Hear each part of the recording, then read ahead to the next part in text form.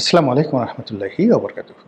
সম্মানিত দর্শক, ত্রয়োদশ জাতীয় সংসদ নির্বাচনে জামাতের নেতৃত্বে যে ১১ দলীয় জোট হয়েছিল, যে জোটের অন্যতম শরিক জামাত এবং এনসিপি, এই দুটো রাজনৈতিক দল নির্বাচনের মাঠে তারা যেভাবে বিজয়ী হওয়ার জন্য প্রত্যয় ব্যক্ত করেছিল এবং শতভাগ নিশ্চিত ছিল যে কোনো ছলে বলে কৌশলে ম্যাটিকুলাস ডিজাইন বলেন, ভোটের মাঠে প্রতিযোগিতা বলেন, তারাই ক্ষমতায় আসছে এবং তারা যে আত্মবিশ্বাসী হয়ে পড়েছিল, সেই আত্মবিশ্বাসের মূলে তাদের ত্রিমাত্রিক নেগোসিয়েশন ছিল। তাদের সঙ্গে পশ্চিমা দুনিয়ার চমৎকার একটি সম্পর্ক গড়ে উঠেছিল।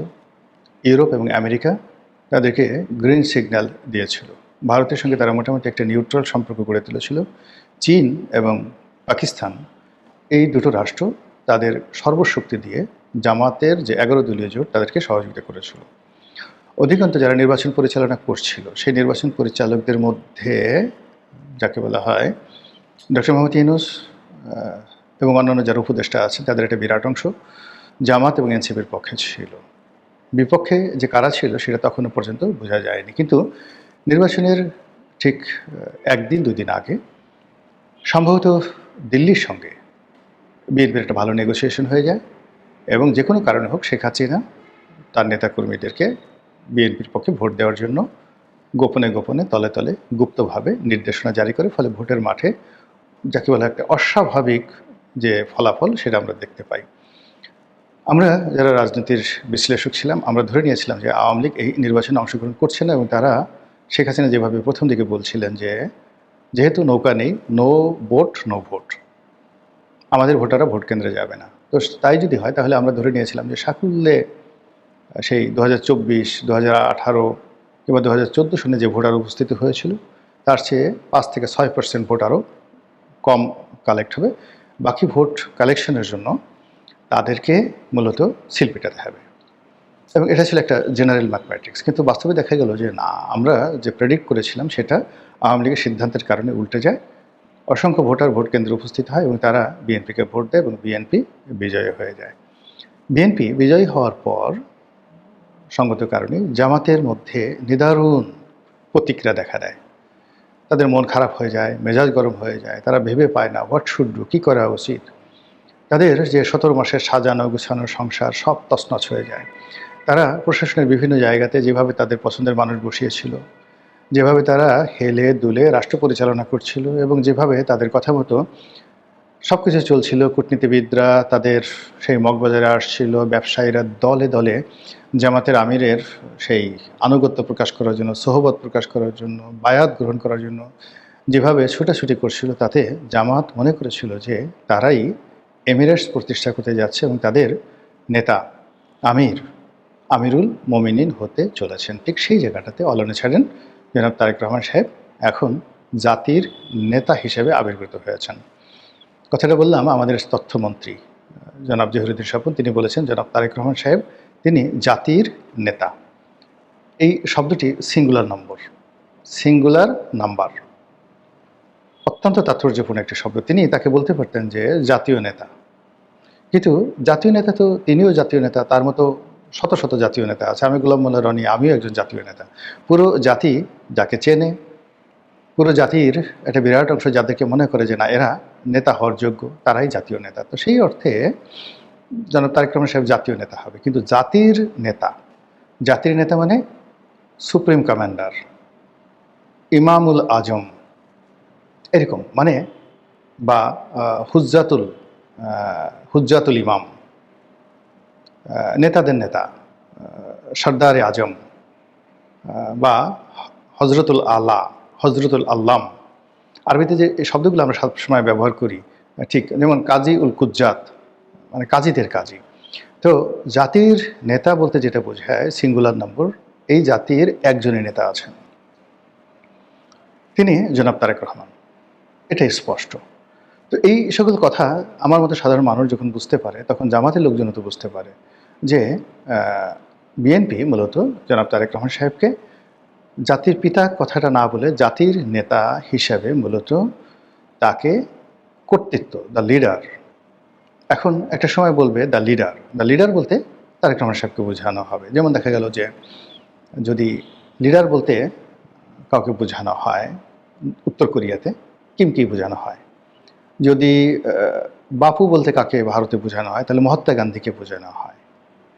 তারপর কায়েদে আজম বলতে যদি কাউকে বোঝানো হয়, কায়েদে আজম মানে নেতাদের নেতা। কায়েদ, কায়েদ শব্দ অর্থ নেতা, আর আজম মানে নেতাদের নেতা।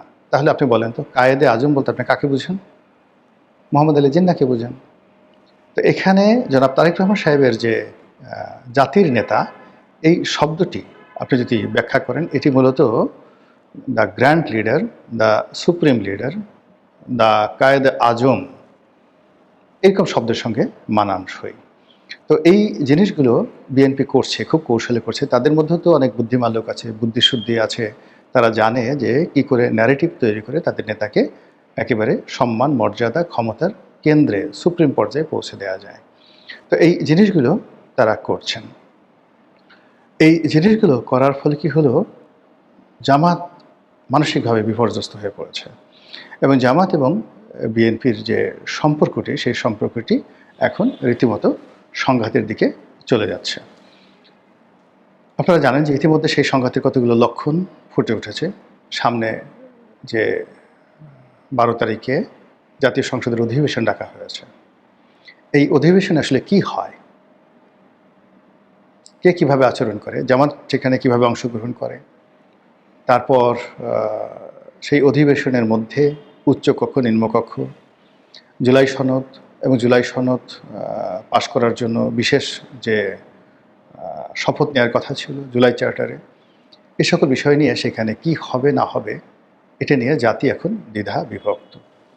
তবে আমি যতটা আন্দাজ করতে পারি, সে আন্দাজ হলো যে জামাতকে আপনি ৭৮টা সিট বলেন আর ৩৮টি সিট বলেন, ডাজ নট ম্যাটার, এখনও পর্যন্ত জামাতের যে সংঘবদ্ধ শক্তি রয়েছে টেকনাফ থেকে তেঁতুলিয়া পর্যন্ত, এখনও পর্যন্ত যে কোনো জায়গাতে একটা মব করার যে ক্ষমতা জামাতের আছে, এটার ১০০ ভাগের ১ ভাগ ক্ষমতা বিএনপির নেই।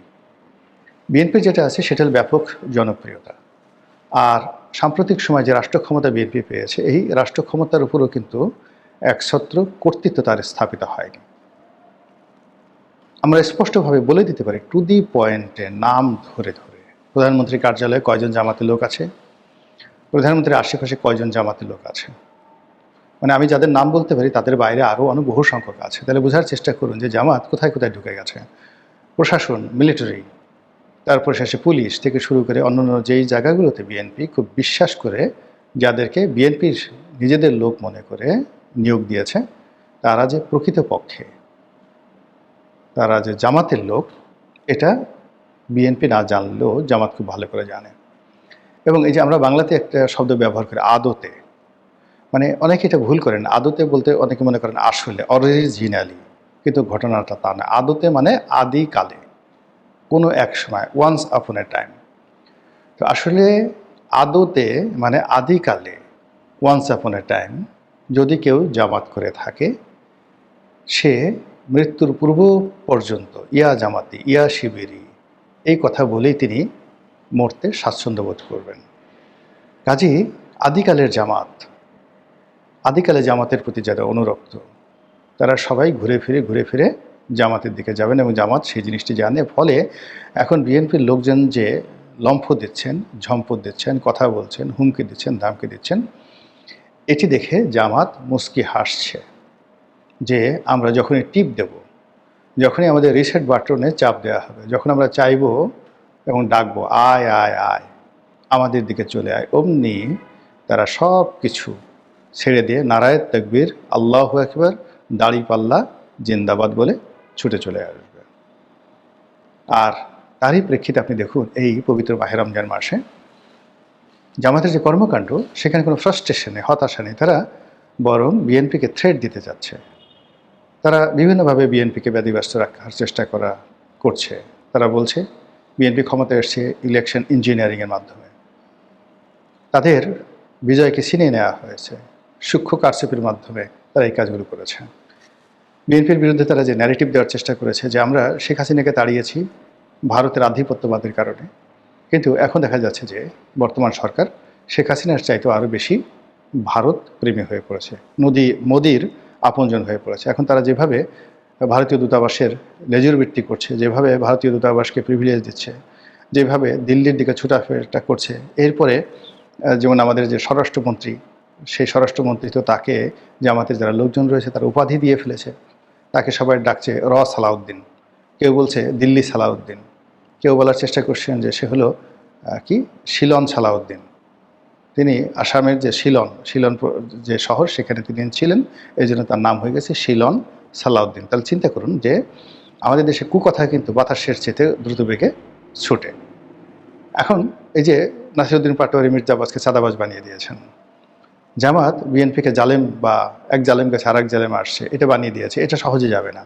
এখন সালাউদ্দিন সাহেব স্বরাষ্ট্রমন্ত্রী হয়েছেন, স্বরাষ্ট্রমন্ত্রী হওয়ার পর তার নামের সাথে যে তিনটি যে বিশেষণ জামাতের যারা লোকজন রয়েছে তাদের বট বাহিনী আলটিমেটলি সিল মেরে দিয়েছে, দিল্লি সালাউদ্দিন, সালাউদ্দিন, শিলং সালাউদ্দিন, এবং তিনি স্বরাষ্ট্র মন্ত্রণালয়ে আছেন। ফলে এই স্বরাষ্ট্র মন্ত্রণালয় থেকে তিনি যত ভালো কাজ করারই চেষ্টা করেন না কেন, ওই ট্যাগের কারণে তিনি মানসিকভাবে বিপর্যস্ত হয়ে পড়বেন।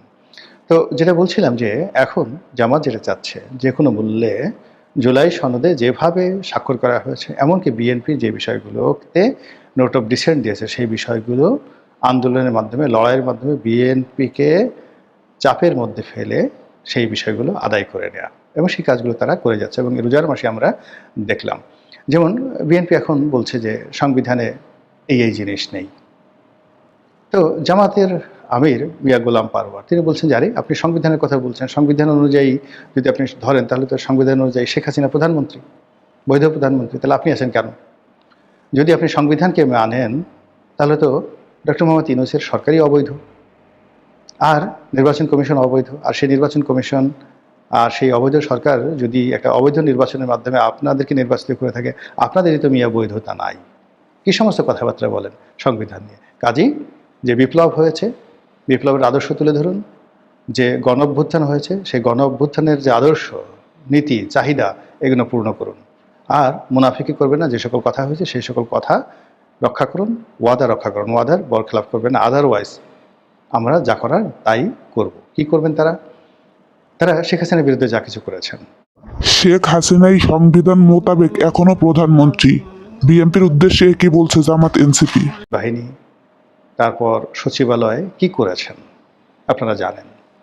তারা তাদের নিজস্ব লোক দ্বারা যাত্রাবাড়িতে, উত্তরাতে, মোহাম্মদপুরে, রামপুরাতে, মহাখালীতে কি করেছেন আপনারা সেটা জানেন। সেই কাজগুলো, অর্থাৎ আওয়ামী লীগের মতো একটা শক্তিশালী দল, শক্তিশালী যাকে বলে সরকার ব্যবস্থা, এবং একজন আয়রন লেডিকে তারা যেভাবে নাকানি চুবানি খাইয়েছেন ঘোলা পানিতে, সেই তুলনায় তারা যদি এখন আঙ্গুল চুটে বাঁকা করেন, তাহলে জনাব তারেক রহমান সাহেবের জন্য, জনাব সালাউদ্দিন সাহেবদের জন্য কী ধরনের পরিণতি ডেকে আনতে পারে, পরিস্থিতি তৈরি হতে পারে, এটা আকার ইঙ্গিতে জামাত তাদের বক্তব্য দ্বারা বোঝানোর চেষ্টা করছে। এখন বাকযুদ্ধ চলছে, সেই বাকযুদ্ধের পরিণতি কোন পর্যায়ে যাবে সেটা ঈদের পরে হয়তো আমরা দেখতে পাবো। তবে অবস্থা দৃষ্টি মনে হচ্ছে এনসিপি এবং জামাত খুব সহজে বিএনপিকে ছাড়বে না। মহান আল্লাহ আমাদের সবাইকে হেদায়েত দান করুন এবং হেফাজত করুন। আসসালামু আলাইকুম রহমতুল্লাহি ওয়া বারাকাতুহু।